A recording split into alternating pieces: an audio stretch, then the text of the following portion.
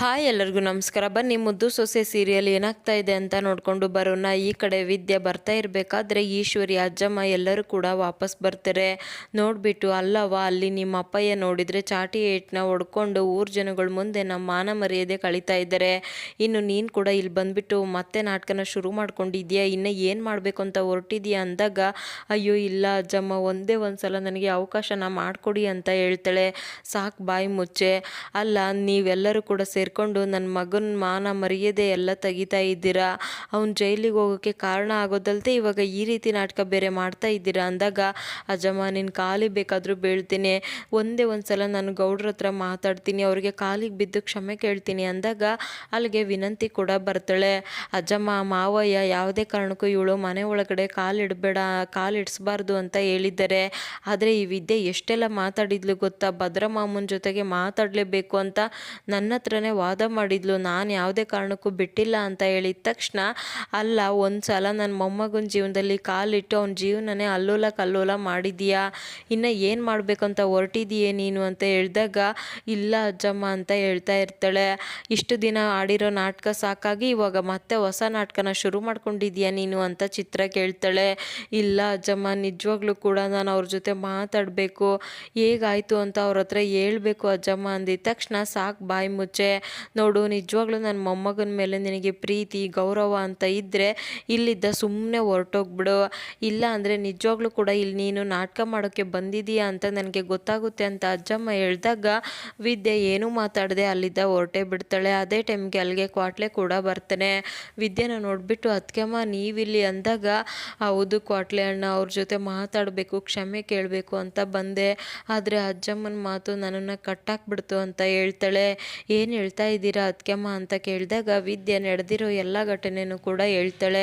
ಅದಕ್ಕೆಮ್ಮ ನೀವೇನು ತಲೆ ಕೆಡಿಸ್ಕೋಬೇಡಿ ಅದಕ್ಕೆಮ್ಮ, ಇವಾಗೆ ಹೋಗಿ ಅಣ್ತಮ್ಮನ ಕರ್ಕೊಂಡು ಬರ್ತೀನಿ, ನೀವು ಇಲ್ಲೇ ನಿಂತ್ಕೊಂಡಿರಿ, ಎಲ್ಲೂ ಹೋಗ್ಬಿಡಿ ಅಂತ ಹೇಳ್ಬಿಟ್ಟು ಕ್ವಾಟ್ಲೆ ಅಂತೂ ಫುಲ್ ಖುಷಿಯಾಗಿಬಿಟ್ಟು ಸೀದಾ ಭದ್ರಾ ಹತ್ರ ಬರ್ತಾನೆ. ಅಣ್ತಮ್ಮ ಬಾ, ಬೇಗ ಬಾ, ನೀನು ಖುಷಿ ಪಡುವಂಥ ವಿಚಾರ ಸಿಕ್ಕಿದೆ, ಹೋಗೋಣ ಬಾ ಅಂತ ಹೇಳಿದ ತಕ್ಷಣ, ಬಿಡ್ಲಾ ನಾನೆಲ್ಲೂ ಬರೋದಿಲ್ಲ ಅಂತ ಹೇಳ್ತೇನೆ. ಅಯ್ಯೋ ಅಣ್ತಮ್ಮ, ಎರಡು ದೇಹ ಒಂದೇ ಮನಸ್ಸು ಅನ್ನೋದು ಇದಕ್ಕೆ, ಇಬ್ಬರು ಮನಸ್ಸಲ್ಲೂ ಒಂದೇ ಯೋಚನೆ ಬಂದಿರೋಕೆ ಇದೆಲ್ಲ ಆಗ್ತಾ ಇರೋದು ಅಂತ ಹೇಳ್ತಾನೆ. ಏನೆಲ್ಲ ಹೇಳ್ತಾ ಇದೀಯಾ, ಯಾವ ಮನಸ್ಸು ಯಾವ ಮಾತು ಅಂತ ಕೇಳಿದಾಗ, ಅಣ್ತಮ್ಮ ಇವಾಗ ನೀನು ನನ್ನ ಜೊತೆ ಬಾ, ನಿನಗೆ ಅರ್ಥ ಆಗುತ್ತೆ, ನಿಜವಾಗ್ಲೂ ನೀನು ಖುಷಿ ಪಡೋ ವಿಚಾರ ಅಣ್ತಮ್ಮ ಅಂದಿದ ತಕ್ಷಣ, ಸರಿ ನಡಿಲ್ಲ ಅಂತ ಹೇಳ್ತೇನೆ. ಈ ಬಾಟಲ್ ಬಿಡು ಅಣ್ತಮ್ಮ ಅಂದಾಗ, ಇಲ್ಲ ಇದು ಬೇಕು ಅಂತಲೇ ಹೇಳ್ತೇನೆ. ಅಯ್ಯೋ ಆ ಬಾಟ್ಲಿಗಿಂತ ನೀನು ಬರೋದು ನಿನಗೆ ಹೆಚ್ಚು ಅಂತ ಹೇಳ್ಬಿಟ್ಟು ಭದ್ರನ ಕರ್ಕೊಂಡು ಬಂದು, ನೋಡು ಅಣ್ತಮ್ಮ ಅತ್ಕೆಮ್ಮ ಬಂದಿದ್ದಾರೆ ಅಂತ ತೋರಿಸ್ತಾನೆ. ಅತ್ಕೆಮ್ಮ ಅಂತ ಕರೆದಿದ ತಕ್ಷಣ ವಿದ್ಯೆ ತುಂಬಾ ಖುಷಿ ಆಗಿಬಿಟ್ಟು ಗೌಡ್ರೆ ಅಂತ ಬರ್ತಾಳೆ. ಭದ್ರ ಅಂತೂ ಫುಲ್ ಕೋಪ ಮಾಡ್ಕೊಂಡ್ಬಿಟ್ಟು, ನಿಲ್ಲು ಅಂತ ಹೇಳಿ ಕೈಯಲ್ಲಿರೋ ಬಾಟಲ್ನ ಜೋರಾಗಿ ಎತ್ತಿ ಹೊಡೆದ್ಬಿಡ್ತಾನೆ.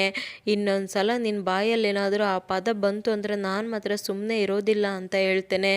ಆವಾಗ ಈ ಕಡೆ ಕ್ವಾಟ್ಲೆ, ಅಣ್ತಮ್ಮ ನಿನ್ನ ಮನಸ್ಸಲ್ಲಿ ಎಷ್ಟು ಕೋಪ ಇದೆಯೋ ಆ ಕೋಪ ಎಲ್ಲ ಆಚೆ ಹಾಕು, ನಿನಗೆ ಎಷ್ಟು ಬೈಬೇಕನ್ಸುತ್ತೋ ಎಲ್ಲದನ್ನೂ ಕೂಡ ಬೈದು ಮಾತಾಡು ಅಣ್ತಮ್ಮ ಅಂತ ಹೇಳ್ತೇನೆ. ಅದಕ್ಕೆಮ್ಮ ನೀನು ಇವಾಗ ಮಾತಾಡೋದು ತುಂಬಾ ಇಂಪಾರ್ಟೆಂಟು, ನೀವು ಮಾತಾಡೋ ಮಾತಿನಿಂದ ಬೆಟ್ಟದಂಥ ಸಮಸ್ಯೆ ಮಂಜಿನ ಥರ ಕರ್ಗೋಗ್ಬೋದು, ಮನಸ್ಸು ಬಿಚ್ಚಿ ಮಾತಾಡಿ ಸಮಸ್ಯೆನೇ ಬಗೆಹರಿದೋಗುತ್ತೆ ಅಂತ ಹೇಳ್ತಾನೆ.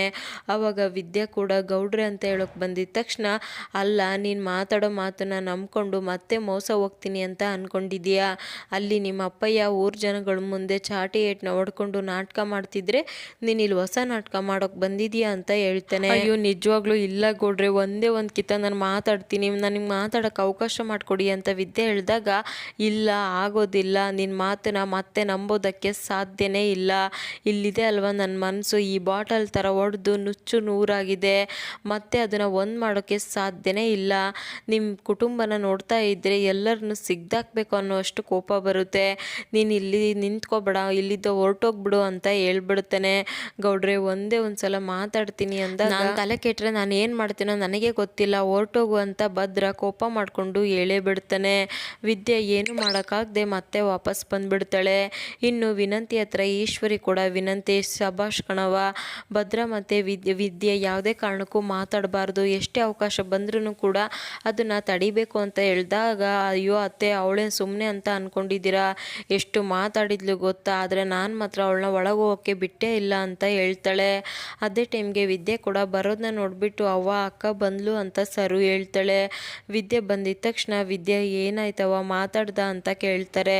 ಅವ್ವ ಅವರು ನನ್ನನ್ನು ನೋಡಿ ಕೋಪ ಮಾಡ್ಕೊಂಡು ಬಿಟ್ರು ಕಣವ, ನನಗೆ ಮಾತಾಡೋಕ್ಕೂ ಕೂಡ ಅವಕಾಶನೇ ಮಾಡಿಕೊಡ್ಲಿಲ್ಲ ಅಂದಾಗ ಗೊತ್ತಿತ್ತು ಕಣವ, ನೀನು ಅಲ್ಲೋದ್ರೆ ಇದೇ ಆಗೋದು ಅಂತ ಗೊತ್ತಿತ್ತು.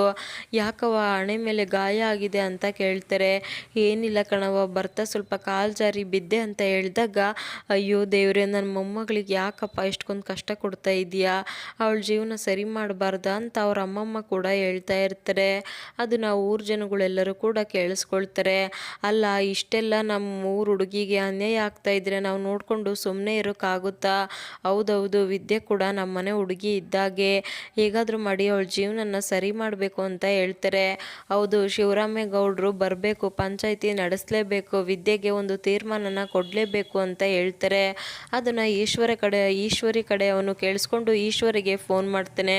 ಅಯ್ಯೋ ಅಮ್ಮೋರೇ, ಇಲ್ಲಿರೋರೆಲ್ಲರೂ ಕೂಡ ಪಂಚಾಯಿತಿ ಆಗಬೇಕು, ವಿದ್ಯೆಗೆ ನ್ಯಾಯ ಕೊಡಿಸ್ಬೇಕು ಅಂತ ಎಲ್ಲರೂ ಕೂಡ ನಿಂತಿದ್ದಾರೆ ಅಂತ ಹೇಳಿದಾಗ, ಏನೆಲ್ಲ ಹೇಳ್ತಾ ಇದೆಯಾ, ಮೊದಲು ನಾನು ಹೇಳೋ ಥರ ಮಾಡು ಅಂತ ಈಶ್ವರಿ ಹೇಳ್ತಾಳೆ.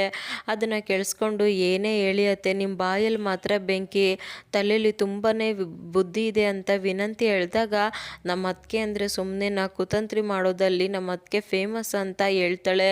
ಅದನ್ನು ಕೇಳಿಸ್ಕೊಂಡು ನೋಡ್ತಾ ಇರಿ, ಯಾರು ಅವ್ರ ಪರವಾಗಿ ನಿಂತಿದ್ದಾರೋ ಅವರೇ ಇವಾಗ ಚೀ ತೂ ಅಂತ ಉಗ್ದು ಅಲ್ಲಿಂದ ಓಟ್ಬಿಡ್ತಾರೆ ಅಂತ ಈಶ್ವರಿ ಹೇಳ್ತಾಳೆ.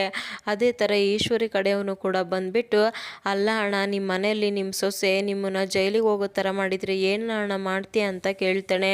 ಅವಳನ್ನ ಸಿಗ್ದು ಸೀಳಾಕ್ತೀನಿ ಅಂತ ಹೇಳಿದಾಗ, ನೋಡಿದ್ರ ಅಂಥದ್ರಲ್ಲಿ ಶಿವರಾಮೇಗೌಡರು ವಿದ್ಯೆಗೆ ಏನು ಮಾಡದೆ ಹಾಗೆ ಕಳಿಸಿದ್ದಾರೆ.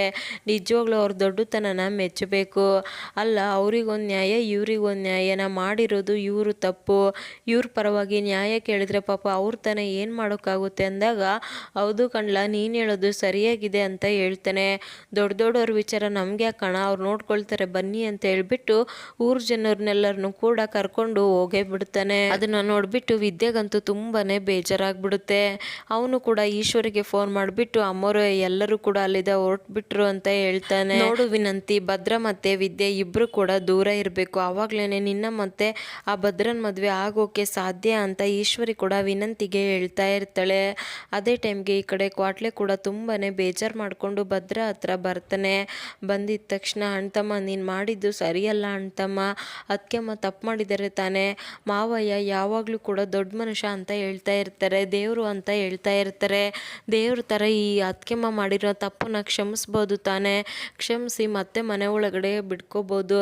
ಆದರೆ ನಿಜವಾಗ್ಲೂ ಮಾವಯ್ಯ ಯಾಕೆ ರೀತಿ ಮಾಡ್ತಾ ಇದ್ದಾರೋ ಗೊತ್ತಿಲ್ಲ, ಮಾವಯ್ಯ ಮಾಡಿದ್ದು ದೊಡ್ಡ ತಪ್ಪು ಅಣ್ತಮ್ಮ, ನಾನು ಇದನ್ನು ಒಪ್ಕೊಳ್ಳೋದಿಲ್ಲ ಅಂತ ಹೇಳ್ಬಿಡ್ತಾನೆ. ಭದ್ರಾಗಂತೂ ತುಂಬಾ ಕೋಪ ಬಂದ್ಬಿಟ್ಟು ಅವನು ಕ್ವಾಟ್ಲೆ ಕೆನ್ನೆಗೆ ಹೊಡೆದೇ ಬಿಡುತ್ತಾನೆ. ಅದನ್ನು ನೋಡಿಬಿಟ್ಟು ಕ್ವಾಟ್ಲೆಗಂತೂ ತುಂಬಾ ಬೇಜಾರಾಗ್ಬಿಡುತ್ತೆ. ಈ ಕಡೆ ರತ್ನ ಕೂಡ, ಬೇಡ ಕಣಯ್ಯ, ನಮ್ಮ ಪರವಾಗಿ ಯಾರು ನಿಂತ್ಕೊಳ್ಳೋದಿಲ್ಲ ಅಂತ ಹೇಳಿದ್ರು ಕೂಡ, ಯಾರು ನಿಂತ್ಕೊಳ್ಳೇ ಹೋಗ್ಲಿ, ನಾನು ಮಾತ್ರ ನನ್ನ ಮಗಳಿಗೆ ನ್ಯಾಯ ಕೊಡಿಸ್ತೀನಿ ಅಂತ ಈ ಕಡೆ ಚೆಲ್ವ ಕೂಡ ಆಟ ಬಿಡ್ದೇನೆ ಹೊಡ್ಕೊಳ್ತಾ ಇರ್ತಾನೆ. ಇದಿಷ್ಟು ಇವತ್ತಿನ ಸಂಚಿಕೆ.